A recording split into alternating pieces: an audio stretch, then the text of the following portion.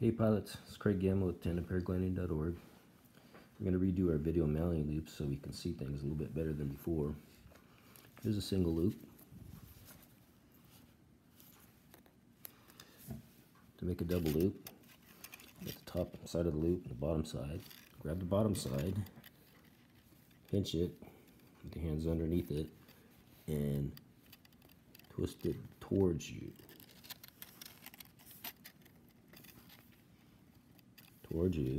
Take the slack out of it, pull up the slack so you get a good bite on the top of your hand, and then we're going to take that bite and lay the back side of it over the maillon.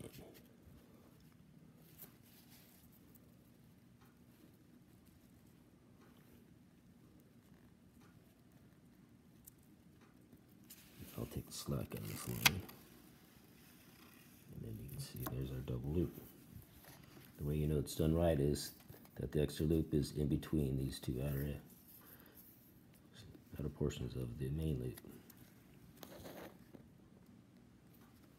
To make a triple loop, you're going to do the exact same thing. You're going to have your hand facing upwards. You're going to pinch the lower line and turn it towards you. And then take that bite that's on the top of your index finger and back it over the back side of it over the threads. There you go. And then tighten it up. That's a triple loop. Top side, bottom side. Again, the goal is to make sure the extra loops are in between the main loops, like so. The next one we're going to make is called an anchor stitch.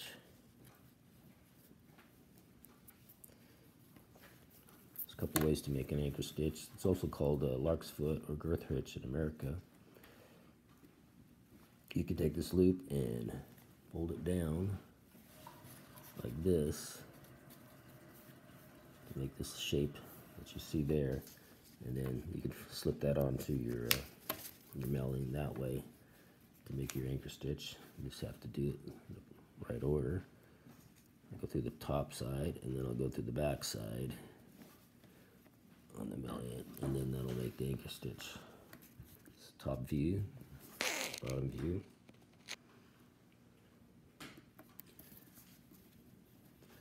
Most of us call this a lark's foot. Okay, so let's show you the other way to make it. It's an easier way. You just take the standing portion and stick it through the loop. Like that. But as you can see, it puts a pretty good twist in the loop.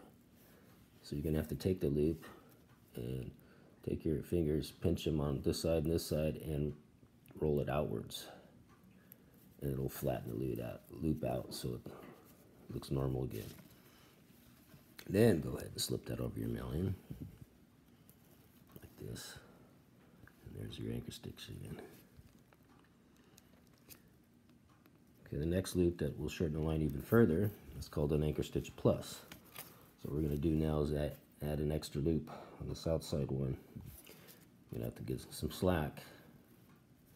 Take that one loop, and on the double loop one, we pinched it and turned it down towards you. This time we're going to do just the opposite. We're going to pinch it from the top and turn it away from ourselves. And then that loop that we're making is going to lay the back of it over that maillon.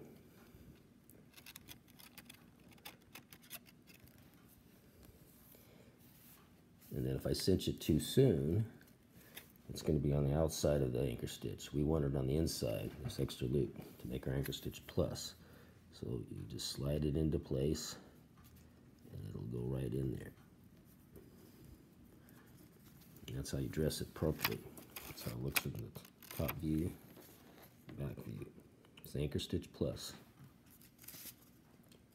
Now if I was to twist that loop the opposite direction, it'll end up on the outside, and you cannot get it to the inside boundaries of the anchor stitch. So you have to do it the way I just showed you. Otherwise it won't dress up properly. The next loop to make is a pile hitch and a pile hitch plus. Pile hitch, you're going to go over the top, like so, and you're going to have your loop standing adjacent to each other, and you're going to come out to the side opposite of the opening, and you're going to go over the standing portion like this, and then onto the maillon. Pretty simple. And we'll cinch that up. Top view, bottom view. It's called a pile hitch. And then the last loop to show you all is the pile hitch plus, and this will shorten the line the most of all of them. And do the same thing again.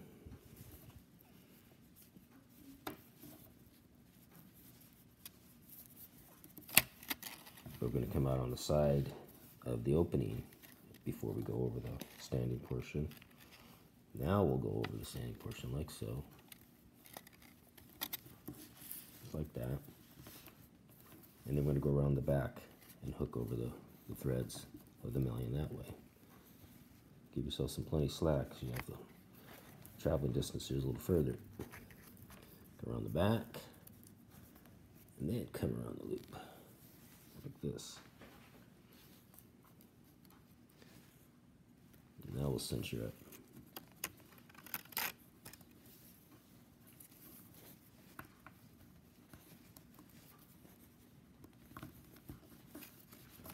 Like so. That's your pile hitch plus. So not only do we do trim tunings, inspections, and line replacements, but I've had complaints to people saying, why do I make my end loops so big? Well, first of all, I follow the manufacturer specs, at least for Nova, and it's 30 millimeters is your end loop size. And you need the loop to be that big in order to be able to do the adjustments for trim tuning. Sure, we make majority of the maillon loops at the maillons, and it's only the main lines that we need the larger loops, you'd think, but in reality, there's times I make adjustments mid lines, in the mid lines, the upper lines, and if this loop is only 20 millimeters or less, it can be very difficult to do some of the